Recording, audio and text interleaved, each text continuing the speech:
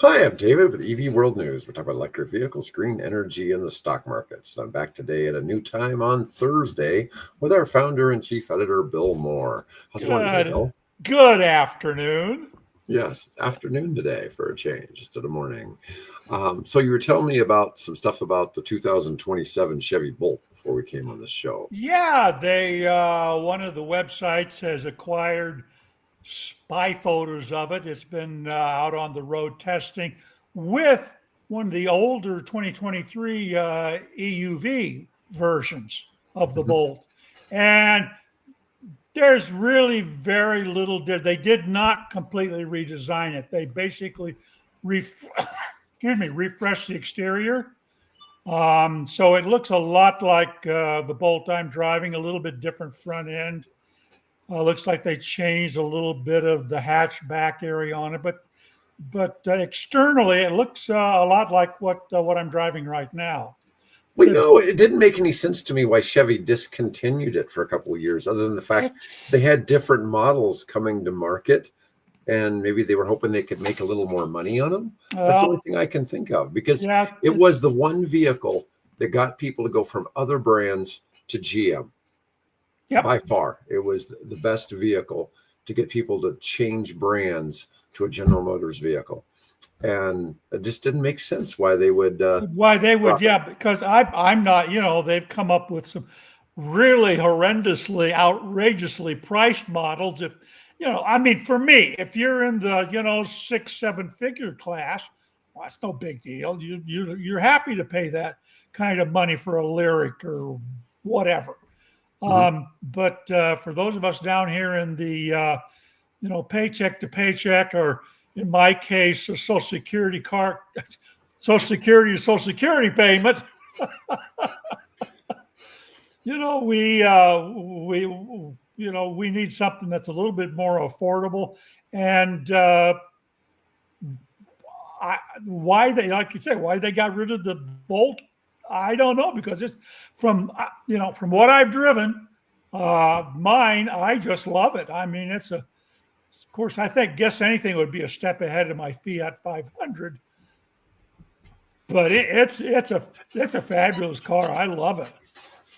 Yeah, well, I just thought that was interesting, and it's so funny how you're getting, the great range out of the car. You're getting like 25% more range than expected, and Yeah, uh, well, this new one, they're saying they're shooting for 300 miles range.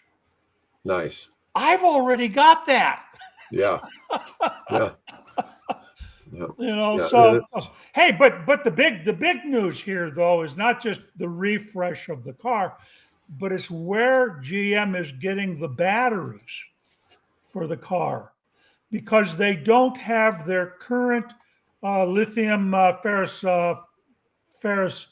phosphate LFP battery. They don't have that plant. LG does not have that plant ready, and it won't be ready for about another 2 years. So what GM is doing is, ta-da, going to CATL, cattle, and that's where they're going to be buying the batteries for the first 2 years of the new Bolt. Now, Well, I what's that? guess they What's just that can't going to produce enough. do? What's that going to do with respect to the tariffs? Which, by the way, got delayed another 90 days. Yeah, well, obviously, China and the U.S. are haggling over how to deal with the tariffs going back and forth. And I don't know. It's about time. So many countries have like punitive tariffs on. It's not just American products. It's basically products from anybody. But the U.S. is like, yeah, no more of that. If you're going to send your stuff here, we're going to tariff it just as much as you're doing to our stuff. Well, So, here the tariffs. Okay, you can jigger that back and forth. My concern is how they rip off IP property of companies. That the Chinese don't care. they just Chinese don't. absolutely They don't don't give care. a damn. No, no. No, their version of intellectual property belongs to the people, not not Uh, not to no. the Well, creator. I would disagree with that. It That's how they look belongs. at it in software. I would look at it as whoever can get to market first and corner the market and make $1 billion and then invest it in American real estate. Yeah, well, in China, it's exactly how I'm stating it. They'll rip off anything, and they just claim it's Even their own people. yeah. It's the intellectual property belongs to the people, so you better keep your stuff a trade secret as long as you can. Intellectual property belongs to the guy that can steal it and make money off of it. That's not the people. The Chinese system is long past being communism. It's more into what's the Genghis Khan capitalism. This is basically the way it's turning out right now. Mm-hmm. Anyway, my personal opinion, my rant. Sorry, guys. Yeah, honestly, it's more National Socialism than anything else, and just nobody ever calls it for what it is. Anyways, let's look at speaking of China, let's talk about this first ever EV powered by a semi-solid state battery has been cleared for sale. This is an SAIC MG4. So, the company known as MG that we've known for years used to be British. Yeah, it was Morris Garage. That's what it was originally. MG was Morris Garage. Yeah, it's a Chinese brand now, or it's Chinese owned, but they're made in China. And they still sell well in the UK, because it's a known name. But anyways, the new MG4 starting at about $10,000. Yes. The SAIC Motor announced the pricing for the semi-solid state battery version will be revealed in September. They just opened the pre-orders for this vehicle. Now, it was included in the last batch of vehicles cleared for sale by China's Ministry of Industry and Information Technology this week. It'll feature the same single front-mounted 120 kilowatt, 161 horsepower electric motor as other models. The biggest change is the battery. The new variant swaps a lithium iron phosphate, or LFP battery, to a manganese-based lithium-ion battery. It's manufactured by a Chinese company that I can't pronounce. Yeah, me It's a global leader in solid-state lithium-ion EV batteries. Now, the idea here is that as a semi-solid-state battery, you said it has less electrolytes, but isn't it like 90% less electrolytes? Well, that's what I'm saying. It was what I meant was there's only about 5% of the amount of 5%. Electrolyte in it that is in a conventional lithium-ion battery. The electrolyte is the medium sort of through which the electrons are passed from anode to cathode and cathode back to anode, depending on the cycle. So it's only got about 5%. There is some there, but it's nowhere near what you would have in the normal lithium-ion battery. And it's the electrolyte that's the thermal problem, because if you get that stuff lit up, if you have a thermal runaway, that's the stuff that burns up. It isn't the other items necessarily. I mean, I guess the copper and and the graphite would probably eventually catch fire, but it's that lithium that's the problem, or the electrolyte that's the problem. And they've got that down to just a fraction now of what it normally would be. Here's one of the things that's kind of crazy about this. They're going to have a luxury version of the car, which is going to sell for the equivalent of $15,000 US. This is a picture of the interior of this. It's quite nice. It's decently stated. And what's interesting is the top comment they had on this article. It's from a Canadian citizen. It says, "It angers me to no end that we in North America are relegated to buying a few pitiful EVs from automakers who actually offer much better products outside of this continent, yet we get the second best and are unable to buy products from Chinese automakers who are years ahead of everyone else," which is what Farley keeps saying, right? Yep.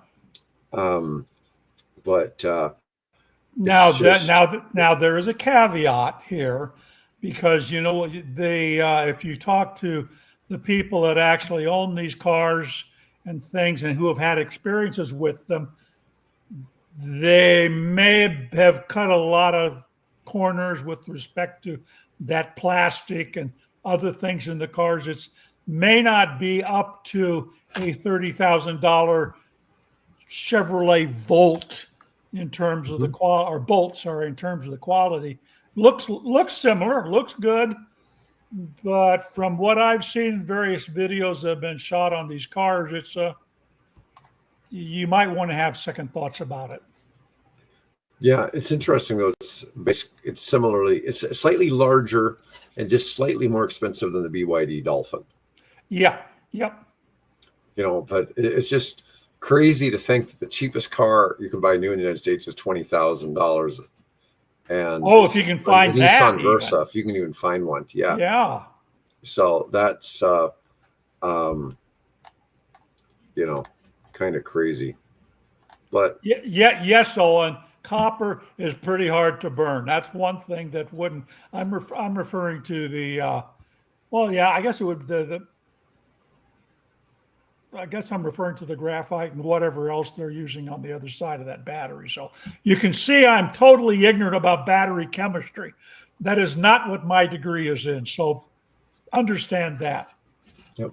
I want to talk about something. I got this article as the United States is creating all kinds of new energy, right? All kinds of sources, all kinds of new plants going online, stuff like that. But even as this gets going more, U.S. utilities are seeking record rate increases. So far in 2025, utilities have requested $29 billion in rate hikes, and the Big Beautiful Bill threatens to raise it even more. Oh, sure. Um, Yeah.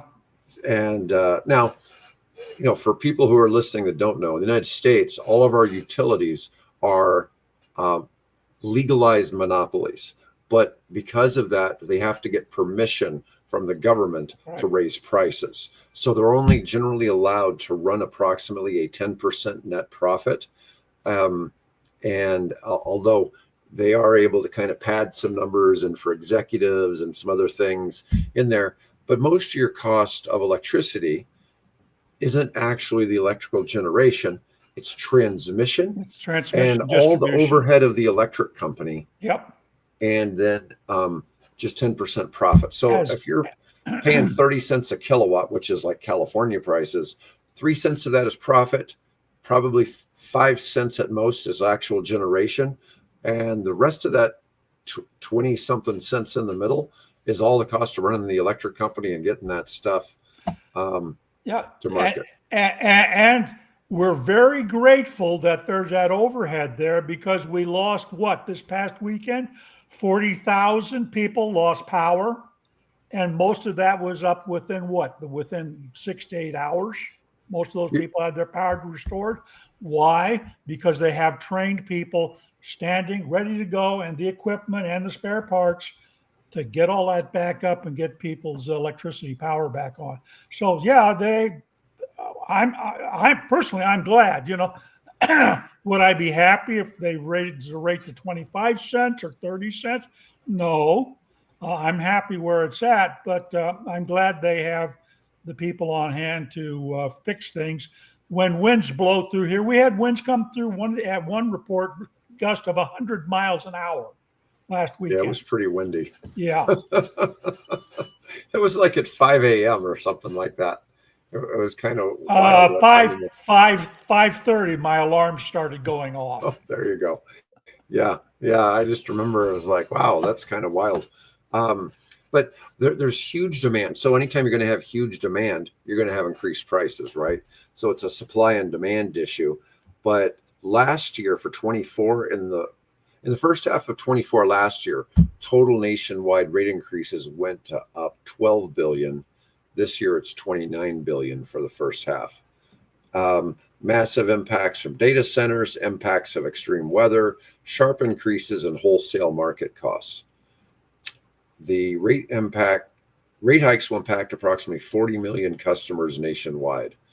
Nearly half of the customers are in the U.S. South, where utilities requested 1.8 billion in rate increases. But it's consumers in the West that'll get hit the hardest. 4 billion of the 9 billion requested or approved impact that region just in the second quarter. let's see. They're citing aging infrastructure in response to extreme weather and natural disasters. Yeah. Power Lines estimates that 9.6 million consumers in the western part of the U.S. will be impacted. That's some pretty big rate hikes. Now, because of some of the in the big beautiful bill, there's big cuts to clean energy subsidies, and it's expected to have significant impacts on energy availability. They're thinking it's going to reduce expected capacity between now and 2035 by 340 gigawatts. Yep. That's about a gigawatt Yep. every 10 days. Yep. That we're not getting.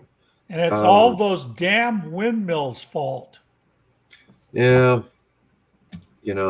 I think they're ugly, but they sure do make cheap energy. So I mean, nothing is cheap. Honestly, folks, nothing is cheaper than wind. I'm in the nuclear space. Nuclear is not nearly as cheap as people think it is. And it's funny; it can't compete with wind, hydro, solar. I'm delighted to hear you say that. Yeah. No, I get people all the time. It's like, can't you just make energy with nuclear for like 2 cents a kilowatt hour? It's like, oh no. No. Well, yeah, I can, but that's after somebody spent $600 million on the reactors. Right. And we have to have a return on the reactors, and usually that's debt, and that adds like another 6 cents, to the cost per kilowatt hour is paying off the loans on the reactors. So it's it's a big difference. It's a big difference. No, to be fair, almost everything is cheaper than nuclear. And that's one of the challenges that's come up is it's like, in theory, nuclear energy should be close to free, but it's got advantages. It's baseload power. In the 1950s, there was this, not a movement, but a sentiment, maybe is a better word, that electricity from nuclear power, atoms for peace, it was called, that the nuclear power from atoms for peace would be too cheap to meter. Yeah. Well, the thing is, we all know how many wars get started over energy needs. Oh, yeah. It's either food, civil unrest, energy needs. I mean, a lot of wars are started because my country's economy sucks. So I'm going to invade the rich country next door, put all my poor people, all my poor men who are unemployed into the military and let them go fight, to go loot over here in the next country. And that, rather than have them loot my country and destroy my government, I'm going to have them do it to the neighboring country, let them suffer. Yeah. And so that's been the history of conflicts forever. But energy, there's so many wars have been fought over oil and other forms of energy. And, you see this, I get where people are coming from when they think nuclear it can be free, but there's all these costs because it's, there's safety issues. You've got to have all kinds of operational costs, different things, but it's mostly boils down to the cost of setting it up in the first place and what that costs long term. But it's like LNG. LNG is actually pretty damn competitive with nuclear. But the one thing is nuclear can be put in some places where the others don't work well. And the others aren't, the things that are cheaper aren't baseload power like nuclear is. So it's a different tool. It's a different tool is what it is. And they're not renewable, right? I mean, you're just basically, you've got the earth is a great big piggy bank that we keep pulling money out of that piggy bank, but not replacing it. Right. One of my board members is really big on geothermal. And man, I can't believe the hate that geothermal gets. Geothermal seems like a great idea. It's just that, I mean, some of the stuff is just like mysticism and spiritualism is the reasons why geothermal isn't popular. Geothermal basically is nuclear power. Yeah, essentially. Right? Yeah, because you've got this core in the center of the earth that's basically being fused, created by gravity, that's causing this generation of this heat. and that Mhm. heat, makes its way up towards the surface and starts heating subsurface waters, and then that's what we can tap. I mean, I love it. I love the idea of geothermal. Yeah, well, Uh, the plants in Hawaii have ended up having lava problems. And it's, uh, yeah, I mean, they've legitimately had lava problems, ended up shutting down the facilities. And I guess, I can see that, but that doesn't mean it's not and so that makes me suspect the economics of geothermal aren't, because of the risks um, from said lava, might make the economics terrible. Okay, even though if in theory on paper, it's another one of those things that, just like I was saying, I could use nuclear reactors and produce 2 cents a kilowatt energy. It's just that somebody has to pay for the reactors first, right. and that's where it comes in. But sometime by 2035, that may be really cheap. That cost to build those reactors may really come down if they really do get the industrial manufacturing of the reactors and factories really online. It Where just you can doesn't have exist now. train cars loads Yeah, of them going out and being located. yeah. And I think we're going to see that it's going to get cheap, but at the moment, those numbers I just just, don't yeah, look that good. I still want them to resolve, and maybe this will never happen, but I keep saying I still want them to resolve what the heck do you do with those spent rods or those spent cores or, whatever form that takes. Well, one of the things that I've mentioned on this is that in the United States, we probably have at least 4x the amount of nuclear waste we should have. Because if we were doing what France is doing and recycling it, we could use it again and again and again and again. But there's still going to be that 1/4 as much waste, Yeah. right? So it still doesn't go to zero. But yeah, and that's one of the things with a lot of issues there are. It's like, it's really hard to say that this can't ever happen. It's hard to make something absolute zero, but you can sure get it down into the tiny decimal points of, not being a problem. But right now, for instance, all the nuclear waste at all the different reactors in the country is stored at the nuclear facilities. Yes. They don't even move it off site. It was supposed to all go to Yucca Mountain in Nevada, and that didn't really happen. No. And so now the thing is, can we pass something, start recycling all of that nuclear waste we already have? But what is this? If the COP of an air-to-air heat pump is 5, and the efficiency of thermal electric generators is about 20%, you can make electricity from the heat in the airstream. Yeah, that's above my intellect right there, Owen. Yeah. Yeah. Yeah, you should have talked about this yesterday. Yes. We have Mike on here. Mike's actually, we talk about him being smart, but only when he's not on with us. Yeah, exactly.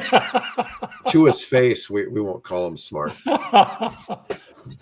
He is a real registered electrical engineer. He's the guy you want to talk to about these things, not the two of us. We don't claim to be smart. We only claim to be able to provide the news. Probably, as you may or may not know, my degree is in theology. Okay. And mine's in economics. So, okay. Yeah. But anyways, let's see. So I do actually have a couple of articles about nuclear today. Let me I saw see that. what I've got here. Yeah. So a couple of these are coming from LinkedIn. And somebody was reporting China just fired up the world's first thorium reactor, and it could change clean energy. In the Gobi Desert, they activated a molten salt reactor powered by thorium. It's not using uranium, so it will produce far less toxic waste than a uranium reactor. Well, this is kind of interesting because this person who posted this, Melinda JML, is very pro this technology, but I kind of have a rebuttal from someone else, and the rebuttal is really well written.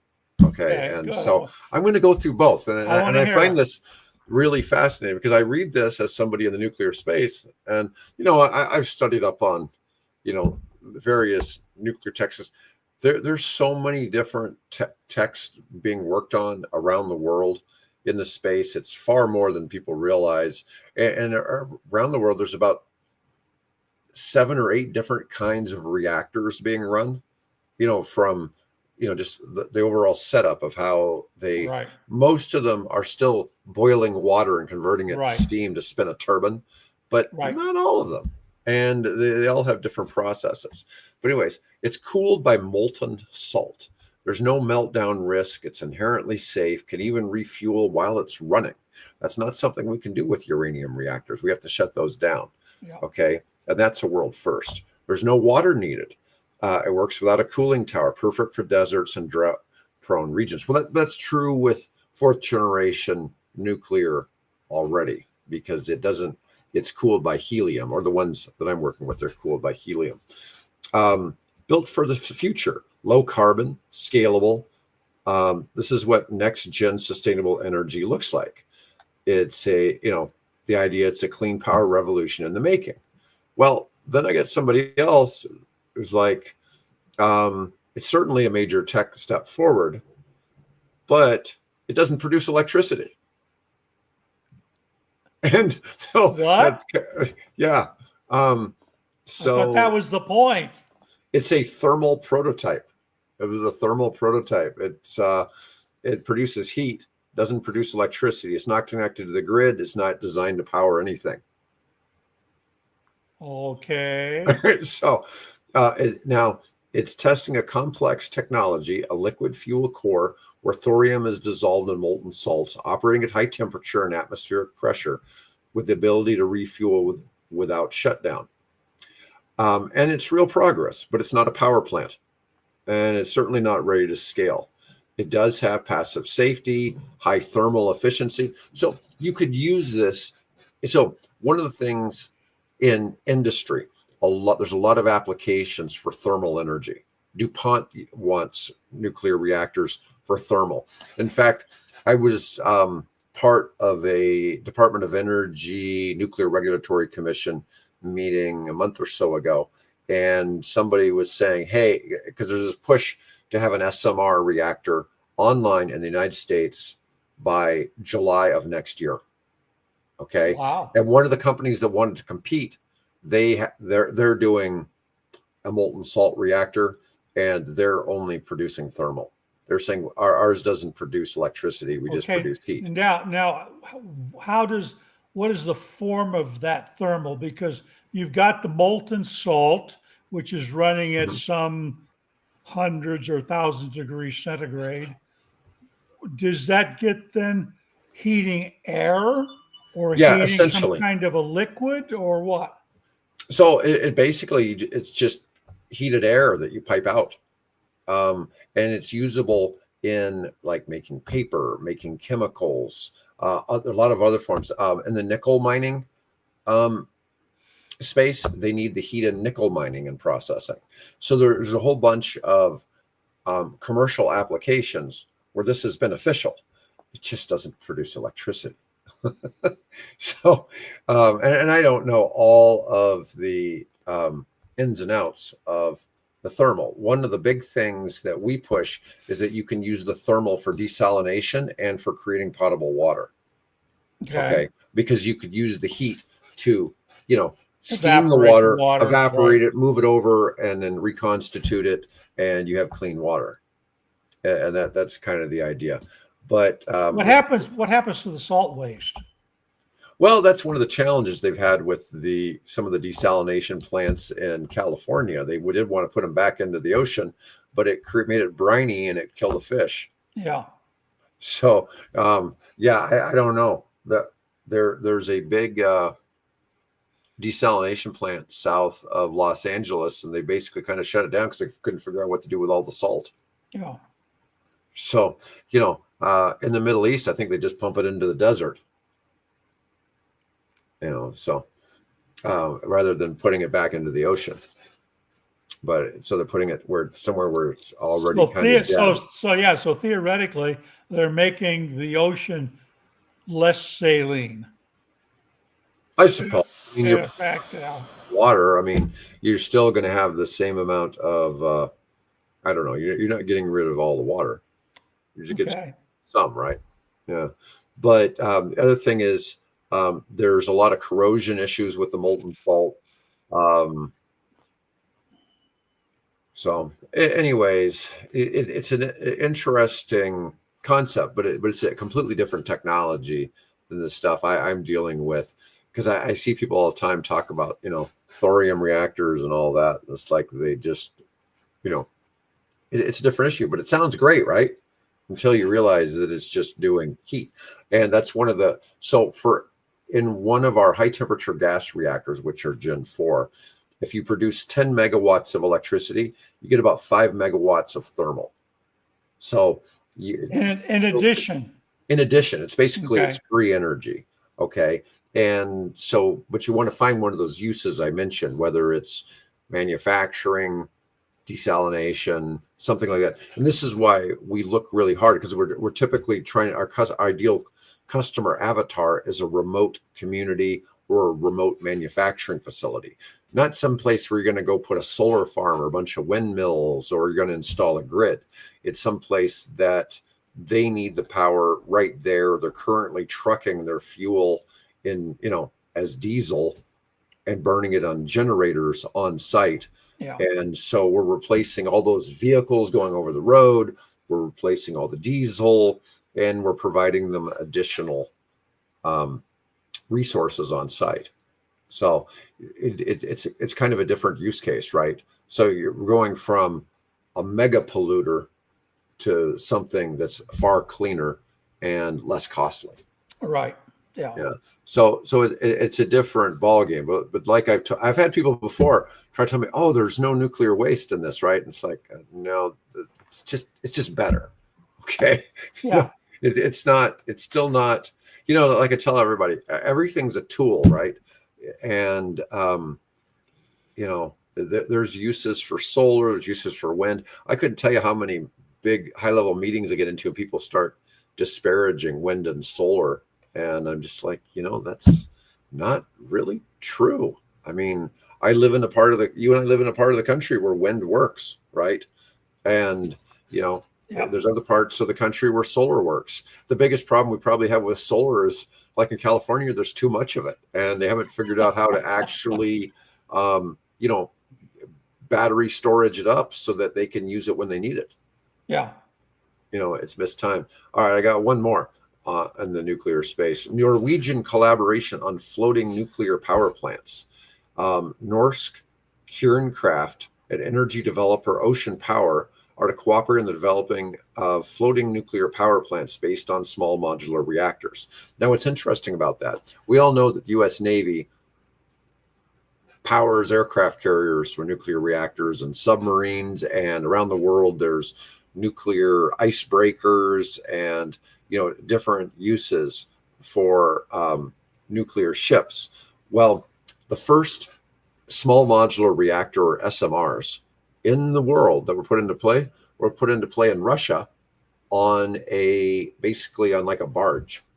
Okay. right, yeah, And it supplies about 300 megawatts of electricity in some place in northeastern Russia. It powers the town, it powers all the mining, powers everything. It's still third generation. So it's still using basically boiling water kind of thing and using a steam turbine. But, that does exist. Now, as far as the type of technology they're planning to use, they haven't really gotten into that. But the idea is they're going to make 200 to 250 megawatt floating plants to supply power to nearby platforms and also to use for the grid on shore.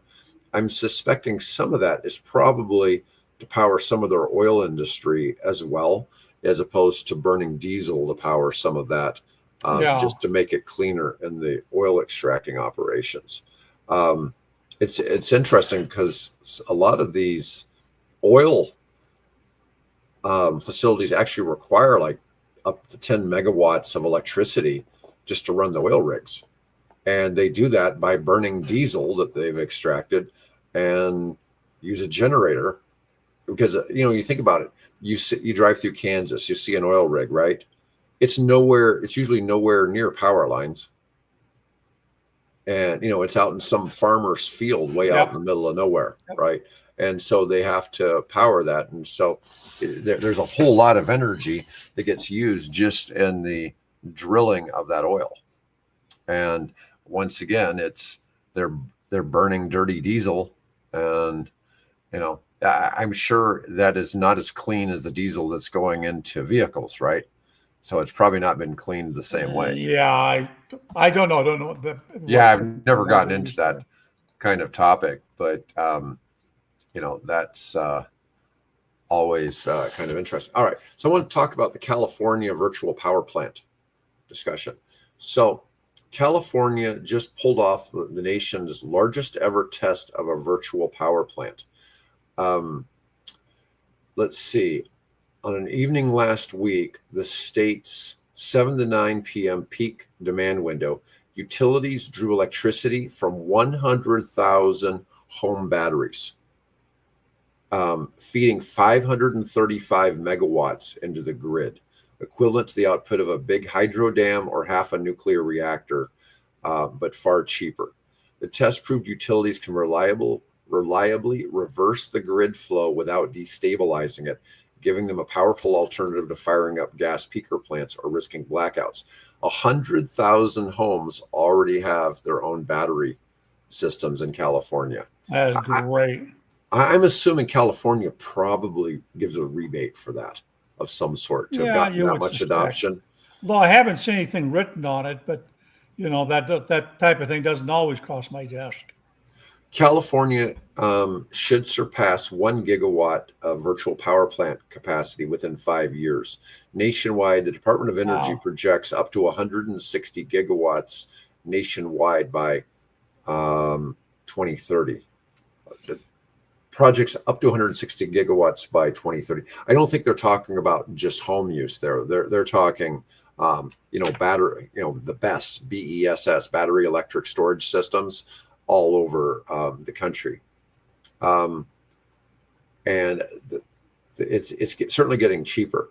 What's the biggest barrier to entry? Too much paperwork. Of course. Yeah, paperwork is a big issue with so much. I mean, you wanted to talk about NEVI some more, right? And yeah, there's a huge thing.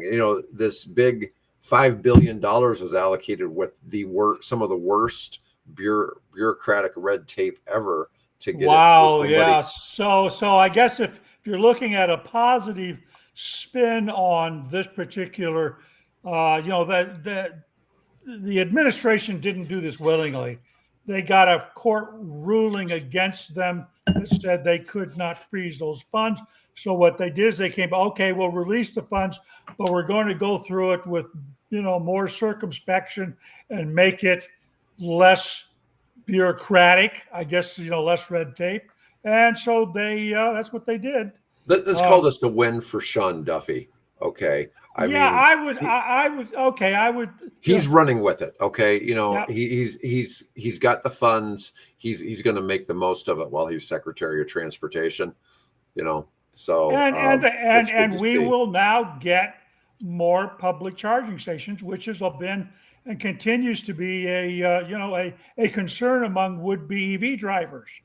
Less, if we had more and better reliable charging stations, people would be less hesitant about dumping their gas car and enjoying the at home or whatever on the road rapid fast charging that many of us have. So I'll give him a win on this one. Although obviously, if you were a small business or a woman-owned business or a minority community or a rural community who was hoping for it, you're kind of out of it at the moment. Well, they're not saying rural so much. So it was supposed to be for rural, undeserved, and disadvantaged. Yes. Okay. So they eliminated the mandate to direct 40% of the benefits toward disadvantaged community, removed the requirements that they be installed by minority-owned and women-owned small businesses, no longer need to consider emergency evacuation plans or environmental impacts. Um, I think that was a lot of what stalled the situation. I've told you about my experience of helping somebody get a license to sell marijuana in California, and they designed this social equity program to help minorities sell weed. Well, Okay. all the minorities are Middle Easterners. So the people who sell all the weed are people that came over from Middle Eastern countries. They qualify as being disadvantaged, but they really aren't, because the ones who come over generally are a little better off, and they have the $400,000 to spend on lawyers to get the license. Yeah. Okay. And so I'm just like, you were hoping to take a street corner drug dealer, legitimize him, but you don't realize that street corner drug dealer earns minimum wage. So he's Yeah. not saving up $400,000 to pay a law firm to get your license. And this is how NEVI reads to me too. And this is why the government gets me angry all the time, is because they create stuff like this that, there was good intentions. It's just, your avatar for this person who could qualify. So what happened? Thickens the mud. What usually that happens, you got to wade through, is somebody like me goes looking for an American Indian business partner that I can rubber stamp as being the owner of this, and we go into business together. I fund it, and he is the figurehead that owns 51% of the business. And that's generally how so much of this stuff gets done. Yeah.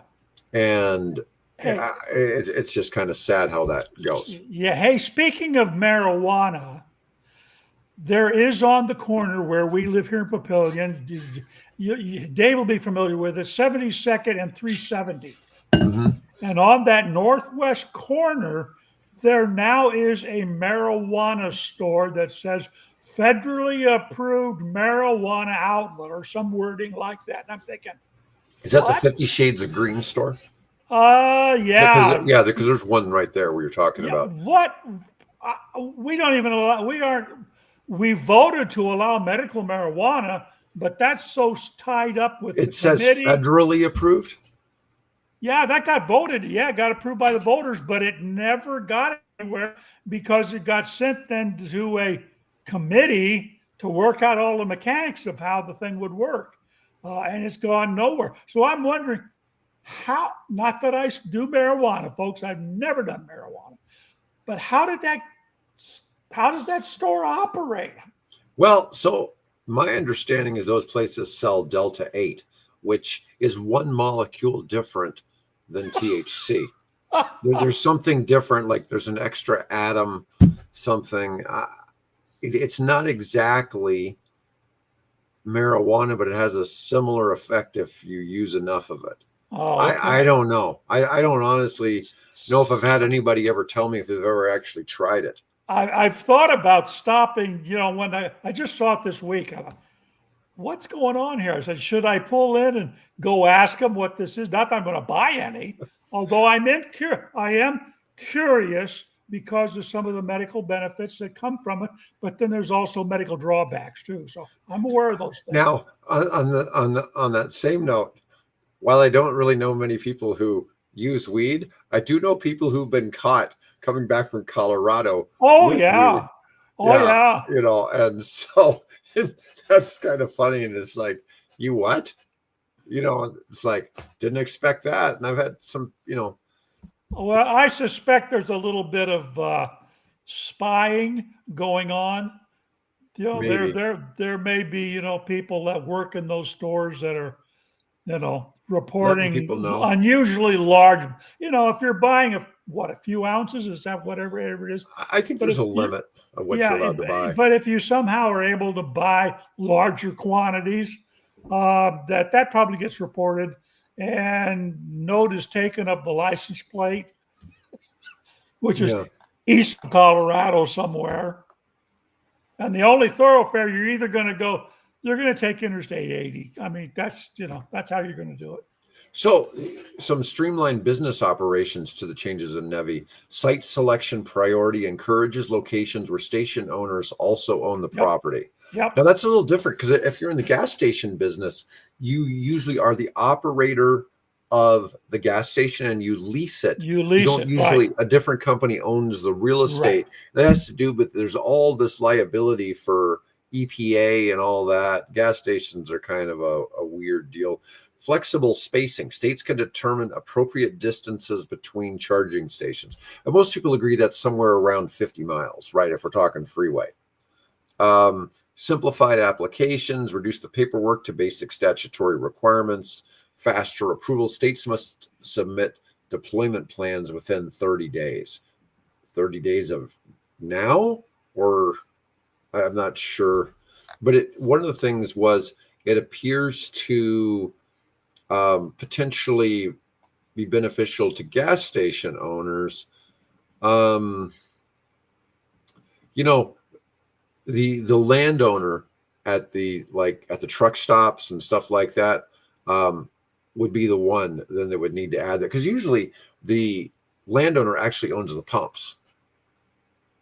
Okay, so Okay, and he's just buying the gas wholesale or retail well, or whatever. so often there's different ways people do it. So sometimes you'll buy the fuel as the gas station operator, and you may take a 3 cent a gallon profit or something like that. Mhm. Or in other cases, you may actually buy the fuel from a distributor and sell it and mark it up however you please. Right. Right. The one is easier because it's a non-cash flow issue for you, but you still process the credit cards for and collect the money that runs through the pumps, and then you pay Right. the oil company. Right.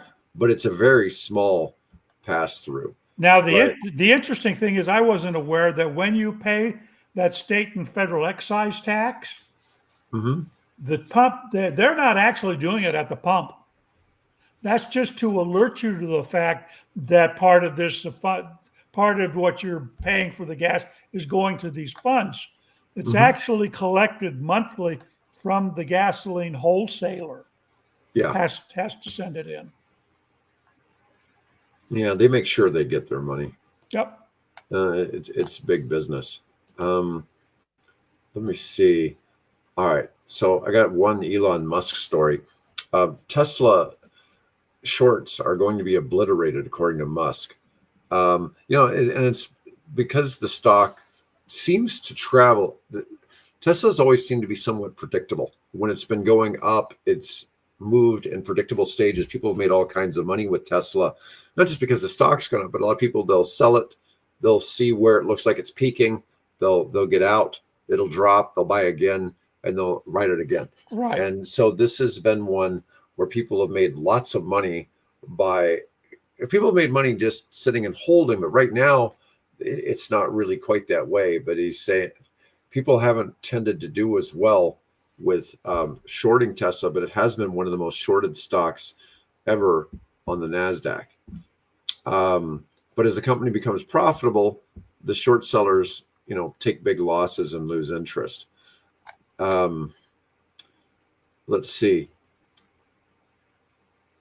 what if they had anything really promising here. One thing is Tesla. People need to exit their short positions before Tesla reaches autonomy at scale. They will all be obliterated. As more autonomous vehicles come along, they're just going to is wipe this this all out. Elon prophesying?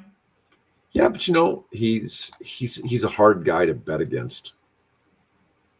I don't know if they'll get back to a $1 trillion a company, market cap again, but it's sure, he seems to make big moves, and some people like the news, some people don't.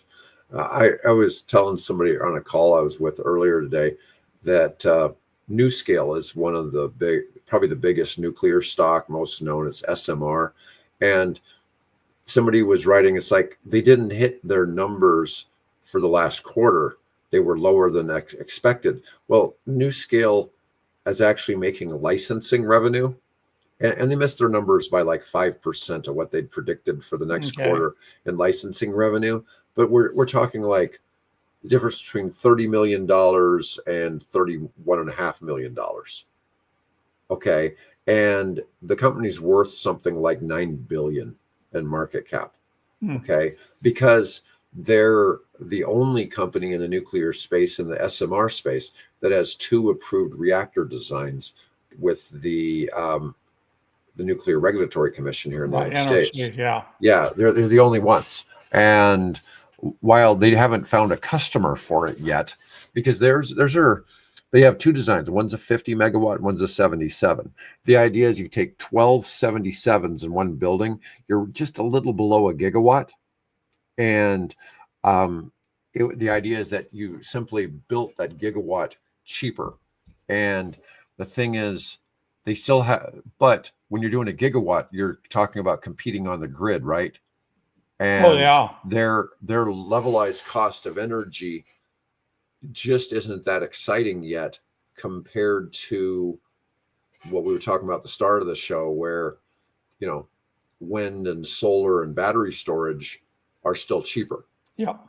And so there's some inherent problems. Like I said, I like the fact that I'm dealing mainly in the what's called the micro small modular reactors, because I'm dealing with ones that are less than 50 megawatts versus a lot of the ones that are coming out are actually 300 megawatts. The Coleman generator version of a oh God, I've even seen this one they want to do on the moon is 100 kilowatts. Yeah. It would actually be, the reactor would probably be like this big. Yeah.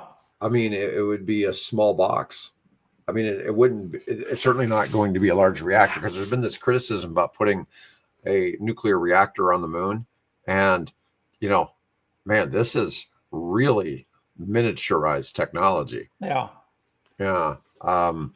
So the funny thing was, there were some stocks that went up massively. Now, Sean Duffy is the Department of Secretary of Transportation, but he's also the current interim administrator till they find somebody else of NASA. Right. And so he was the one that made the announcement. And right away, MSNBC was talking about how bad it would be. And they're still envisioning, cooling towers and stuff like that being built on the moon. And it's like, what? Because they don't have any idea. There's no atmosphere. The temperature swings from what? Well over boiling to well below. I mean, we're talking what, 200 degrees, minus 200 degrees centigrade.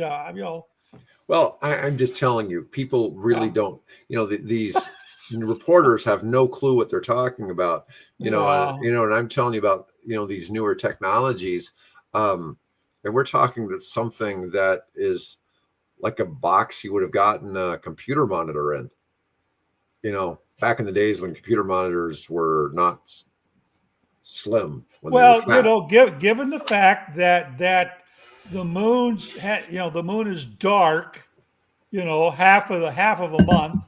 Mm-hmm. So you can't depend on solar. So you'd want something that would be there during that dark phase of the moon. You would, what is it, 2 weeks, something like that you'd have a steady source of power. And the only way you're going to do that is either have lots of battery bank up there, or you're going to have a nuclear reactor. Yeah, but if you had one of these 100K nuclear reactors, which doesn't seem very big, that would still be enough power for the equivalent of probably 50 homes. So you could provide energy for a facility of some sort. I don't know how they would create oxygen or whatever. They wouldn't. Well, I don't know. They might be able. There might be minerals you could be oxygen rich, but that takes a lot of energy. And right. So you would just basically want to recycle, like they did in the Apollos, right? I'm just saying, if they had some kind of moon base, but they have enough energy to support having a couple hundred people, certainly they could have 10 people, and they could have some industrial processes of some sort, possibly getting them, oxygen. I mean, somehow we're able to maintain oxygen levels on the space stations, right? Yeah. You're just recycling the oxygen, because what's happening is we're breathing out CO2, which is two Mhm. parts hydrogen or oxygen atoms. You just scrub the carbon out of that, and you can recycle that back then into the system. Yeah. Yeah. So I'm not enough of a scientist to get that part, but that's good enough. Well, anyways, folks, Hey, want to thank people for watching today.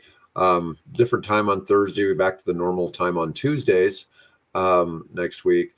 And otherwise, people have a great weekend. And thanks for watching us ramble on.